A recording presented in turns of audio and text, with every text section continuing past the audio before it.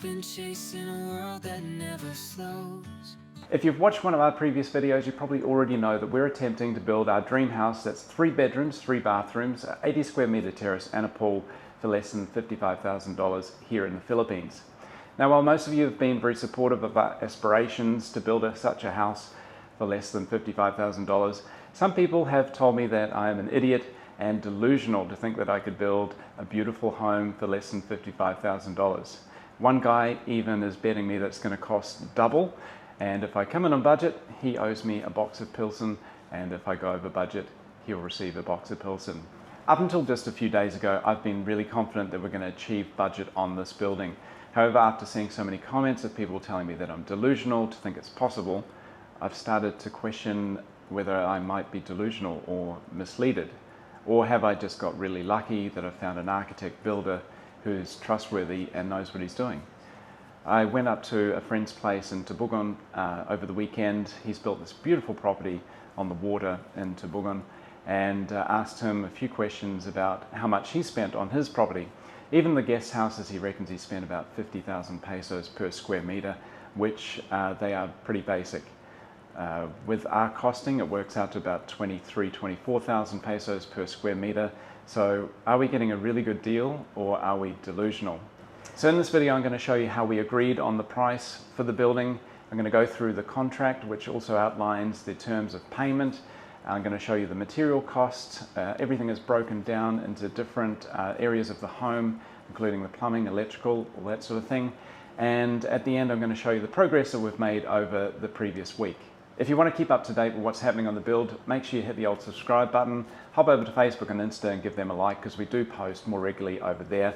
And also, if you want more information and you can see the actual contract and breakdown of materials, hop over to the website, which is corellahomestead.com, and visit the blog section where I'll put all this information. Let's start with how we agreed on the price for the build. Now, we met with 2 architects and a contractor before we decided to go with CN Architecture, and we were getting ballpark figures of somewhere between 25 to 30,000 pesos per square meter for the rough idea of what we wanted to build. Now, as I said in the previous video, I think it's really important that you spend time and think about exactly what you want from your home. Draw basic layouts, think about the materials you want to use, have a look online and see different designs that you like, and come to the meeting with the architect or the contractor with a clear idea of what you want from your home. We were asked by a couple of contractors what our budget is, and I think that's a dangerous path to go down. For me, I don't like to give people an idea of what my budget is. I want to know how much is the house going to cost the way I want it. CN Architecture were the only people who said that they, instead of giving us a rough per square meter amount, they said that they'll break down exactly what it's going to cost and give us a fixed amount for the build. So we discussed the floor plans. They actually went away and gave us some renders before we even committed to going ahead with them, and gave us a quote. So based on that quote, it was very, very detailed, and we'll go through that in a minute.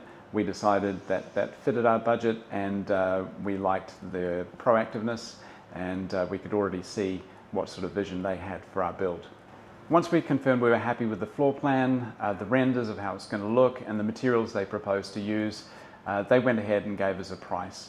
Now, the price was 2,966,766 pesos. So that would include the house, the terrace as it was, and I'll show you what it initially was, the pool, and a small guest house and a car park, which I thought was really good value and it fit our budget. Let's take a look at the quote and the breakdown of materials and labor. So I was really impressed with how they've broken everything down. The bunkhouse at the top is 20,000 pesos. That's the little staff house, which will also use for storing materials. Then you can see the next line is layout and staking, so where they decide where they're going to put the house. He breaks it down into excavation, including, for the footings, as well as a septic tank and the cistern. Then the steel work, concrete works, which is also broken down into wet concrete, and then CHB, which is your concrete blocks. Then plastering, roofing, then going into architectural. We've got the ceiling, the tile works, paint. It's really, really well broken down, even down to the kitchen cabinetry, how much that's going to cost with the hanging cabinets and The doors, when we look at the doors there, that is actually, we've gone with black metal, not the faux wood look. We thought the black would look nicer, and it's a little bit cheaper as well. $326,000, that includes all glass doors, sliding doors, windows, that sort of thing. And then coming down to plumbing, funny conversation I had with a friend over the weekend, and saying that you can't flush toilet paper in most toilets. So I messaged Mon, the architect, and said, do we have 1.5 or 2 inch pipes in our toilets? And he confirmed that it is 2 inch. So celebration, we can flush toilet paper down our toilets. Water lines, fixtures, electrical work, incredibly well broken down, even coming down to the swimming pool, the staff house, and the car park area. The fill, again, I'll link this to the website and you can have a look at how everything is broken down.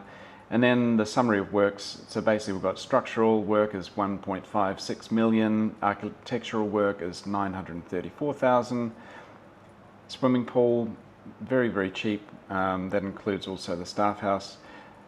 Again, the swimming pool looks cheap at $79,500, but it isn't. It's kind of built into the terrace, which is some of that other concrete. So the total price was, or initial price was, 2,966,796 pesos.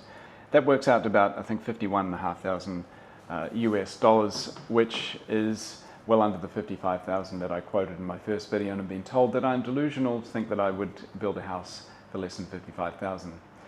The reason I said 55,000 is because I knew there would be other things that crop up, and we have opted to do additional things, like we've made the terrace bigger, and we'll go through some of that later. By choosing a rectangular shape for the home, it's helped us keep the costs down. The roof is a basic pitch roof, which covers about 130 square meters, because it does overhang 1.35 meters over the edge. Now it gives us a really good feeling of space, because it's 5.4 meters in the middle of the living areas, and it comes down to, I think, 2.8 meters on the sides. In the bedrooms, to help them keep them cool with the aircon, we've gone with false ceilings at 2.8 meters.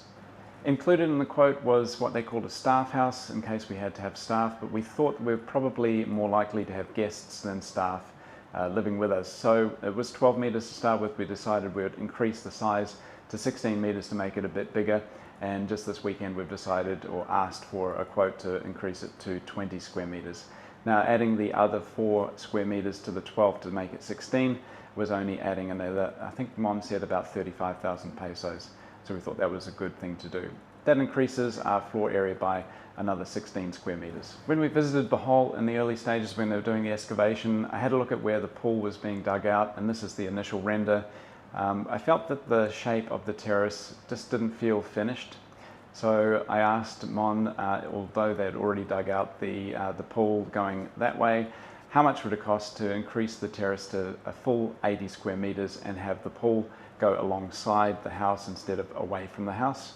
So that, with also making the staff house an extra 4 square meters, added another 110,000 pesos to the budget. So I thought that that was something which will bug me in the future, and if I'm going to build a house, which is going to be my dream house, I may as well spend that money at the start and get it right.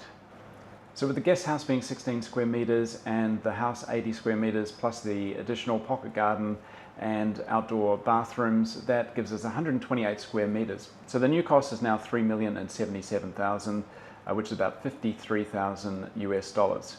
If you divide the square meterage by that cost, it works out to about 24,000 pesos per square meter.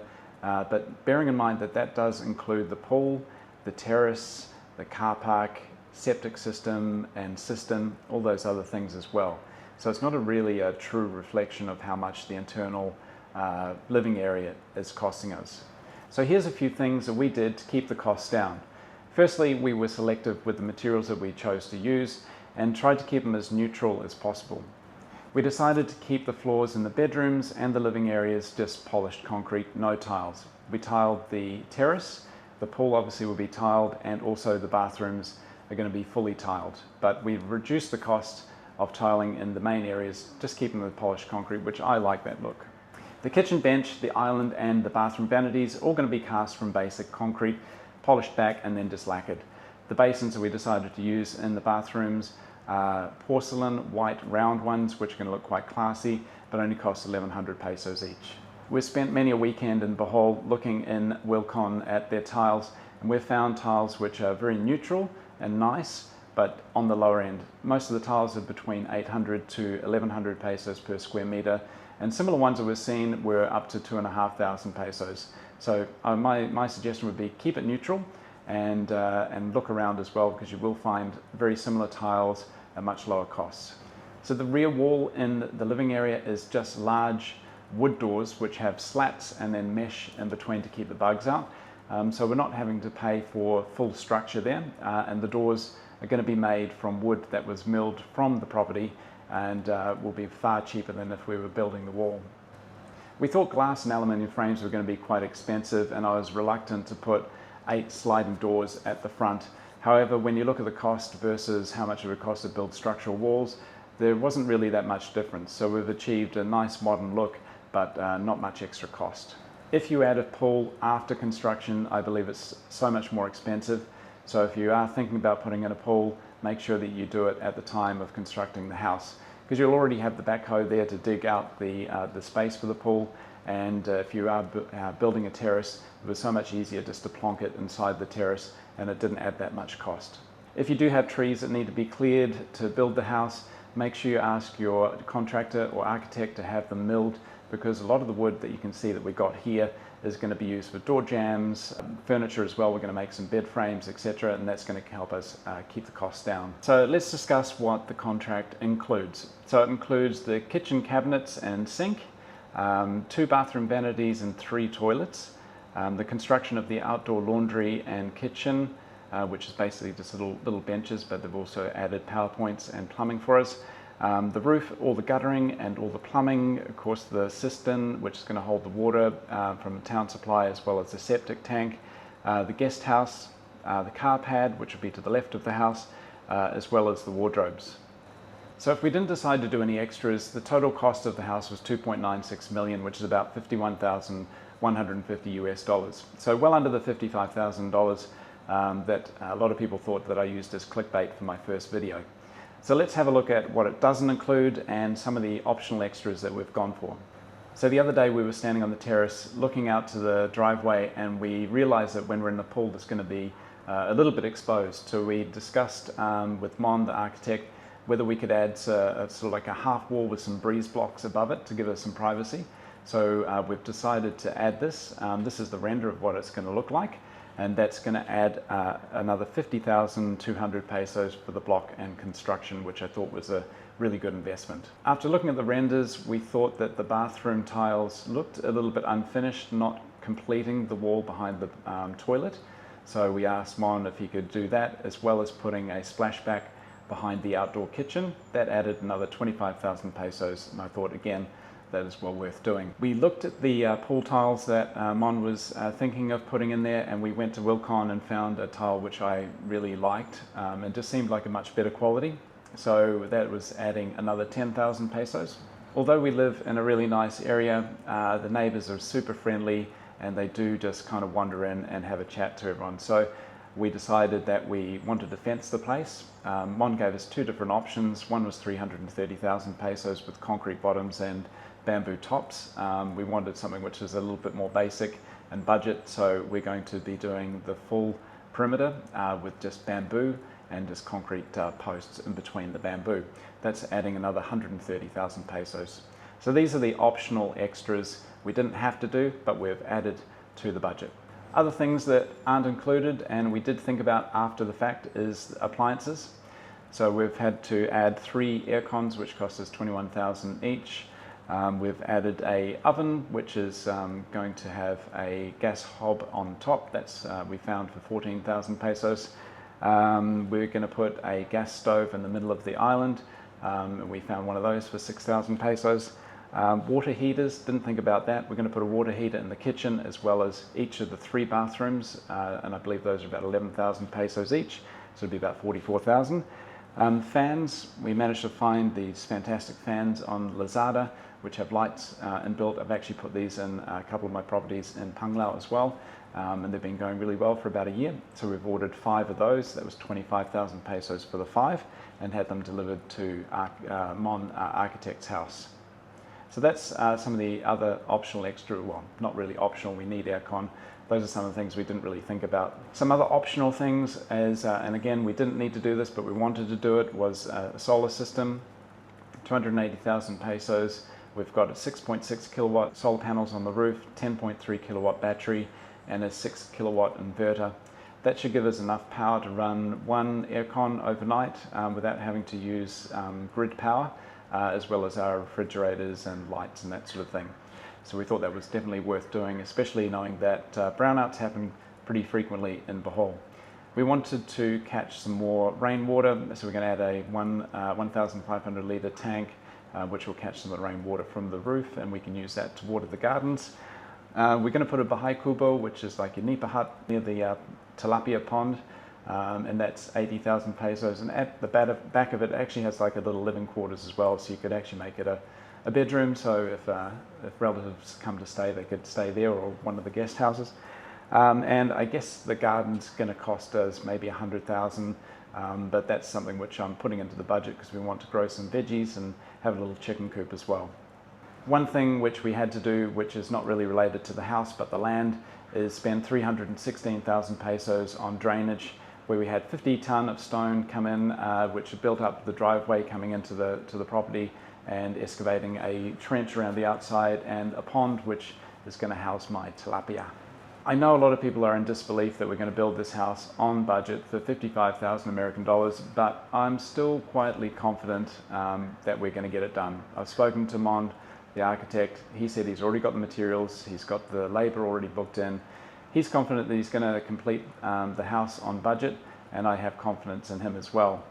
I think the main reason why it is so much cheaper to build here in the Philippines is purely down to labor costs. I know in Australia, builders are charging anywhere from $100 to $150 per hour, whereas our workers are getting 500 pesos per day. So 15 workers at 500 pesos per day is 7,500, which is like 15 people working for a full day, around about an hour and a half of work for one worker in Australia. So of course things are going to happen much faster, even if they don't have the same sort of tools that they have in Australia. They have people power. Material costs here, I reckon, are around about 30% cheaper than Australia as well. So those two things combined allows you to build a much better house for much less than what it would cost you in Australia or America. So there you have it. That's how I intend to build my dream home with 3 bedrooms, 3 bathrooms and a pool here in the Philippines for less than $55,000.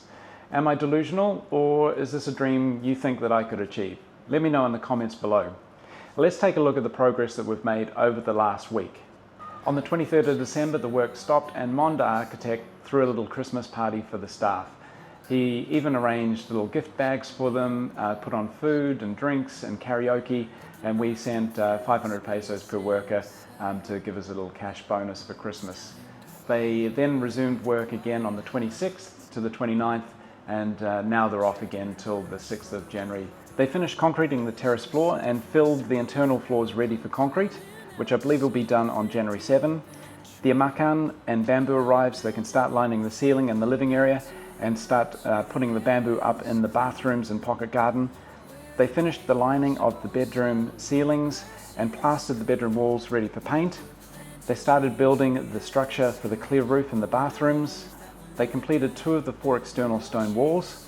They ran the downpipes on the inside of the columns, which I thought was a really nice touch. They also, without even asking us, added mesh to the gutters to prevent the leaves getting into the water tanks. We locked in the toilets and basins that we're going to use. We did this through text messages and photos.